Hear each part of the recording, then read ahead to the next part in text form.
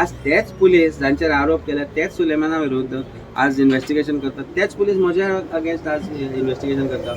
आणि आज surprisingly when there is I am not an accuse, म्हाका आज 35 BNSS आज नोटीस काढल्या which is sent to usually an accused person against whom complaint is pending or some criminal investigation is pending.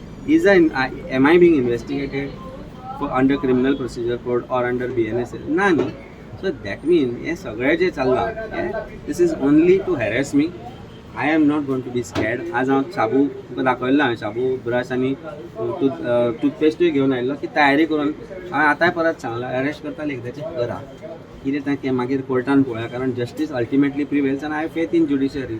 आज जर हो harassment असोच continue जालो जाल्यार next time if I get any other summons asking me to appear as like an accused person in this case, I will make a choice of going to the High Court and I'll ask that this investigation be monitored by the Honorable High Court or by a retired judge or whatever, and also to probe the second video, the source of it, the circulation of it, and how that video was made.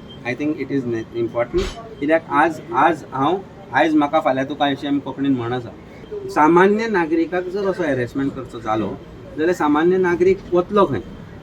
म्हणजे आज पुलिसांक खरेंच लोकांनी भिवपाची गरज आसा काय ना हें सीएमान सांगचें की पुलिसांक भिवपाची गरज आसा म्हणून सामान्य नागरिकांक अशें दिसपाक लागलां. कारण आजचो जो कंडक्ट पुलिसांचो जो आसा पळयत जाल्यार I think it is time people should get worried about what is their fate with the hands of Goa police. This is an embarrassment to Goa police.